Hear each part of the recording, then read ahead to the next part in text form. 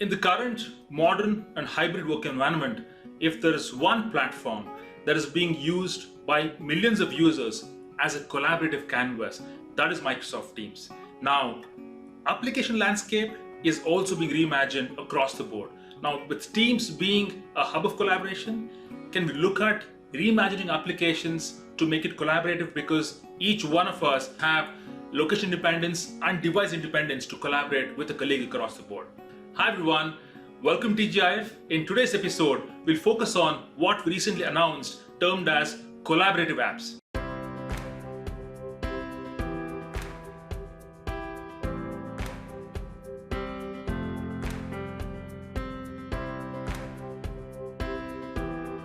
And to talk more about that, let me welcome Radhi Agarwal, who is the Senior Program Manager with Teams Engineering at Microsoft. Radhi, welcome to TGIF. Hi Sandeep, very happy to be here to talk to you about Teams and collaborative apps.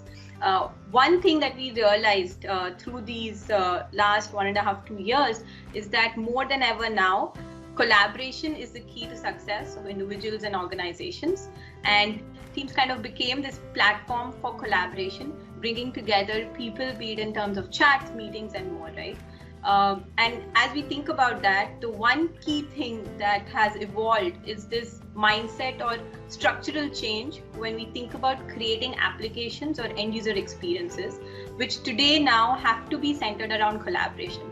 Today, I might be interacting or working with you over a chat, or I might be doing a real-time meeting with 20 people. Irrespective of the mode of engagement, users are expecting to be enabled with applications in their flow of work so that there is minimal context switching and they can actually focus on the task at hand and the people with which they're getting this done.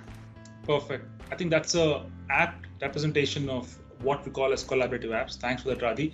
A follow-up question to you. Now, let's take a couple of platform capabilities, right? In terms of if I'm a developer today, if I have to build applications to be adaptable in the modern and hybrid environment, how can I do that?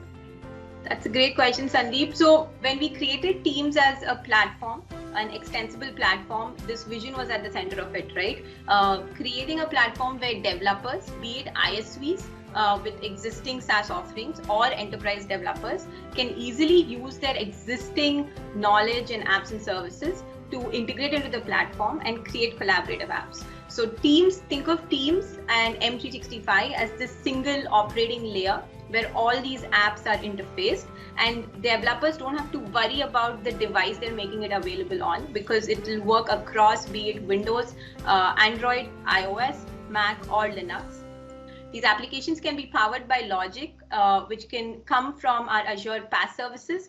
And the key here for us is to reduce the time of development as much as possible and have developers use their existing capabilities, their investments that they already have in web technologies and the web stack to continue to build these collaborative apps. Wonderful. In fact, you know what, Radhi, you mentioned so many platform components. What I love about the fact that all of them have architectural coherence, right? None of us have to worry about interoperability. It's all very seamless. That's the power of the platform. Now, let's take one scenario, Radhi. So imagine, I'm on Teams and I want to enable my organization with a collaborative app. Let's take one scenario and let's kind of double click on that. Absolutely. Here is where I want to kind of show you a quick demo of an application built by one of our ISV partners, Adobe Sign. Their existing application has been integrated into Teams in the context of the user's flow of work, right? So whether Radhi is just chatting asynchronously or whether she's going to get on a meeting to actually get this document signed digitally by her client, she's able to do all of that through these collaborative app experiences. So let me jump in and show you. Right here, I have the Adobe Sign app in Teams, where I'm going to quickly go in and create this agreement. I want to prepare this agreement before I have the meeting with the client, and I need to execute a live signing experience with them because that's a part of the compliance process. So for this SLA agreement, I've created it. I actually also sent it to the client before the meeting. And now I have the meeting. I'm going to jump into the meeting itself. And as I join this Teams meeting, as you can see, I'm going to quickly initiate the live signing process right within the meetings experience, right? And I hit Adobe Sign. And here I want to add the live sign experience. I go ahead and do that. I'm going to select the signer. The app understands who are the folks in this meeting. It's giving me the option.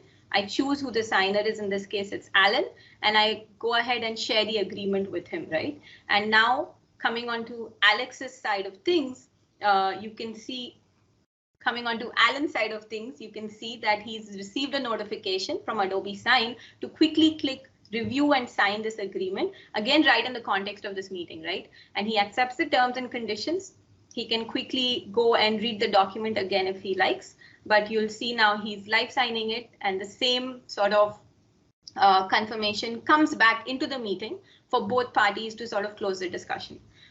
This was a quick example of how both asynchronously or in a synchronous communication environment, an application has come together and helped these group of people sort of complete that task so seamlessly, which could have required multiple rounds of discussions or multiple context switches, right?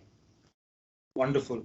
I think, Radhe, this evidence is a classic manifestation of three things in my view. Number one, low code. Second, automation. Number three is a collaborative canvas which is powered by Teams and Office. So thank you so much, Raji. That was a very crisp narrative. And again, for all viewers joining us today, happy Friday and a wonderful weekend ahead. Bye-bye.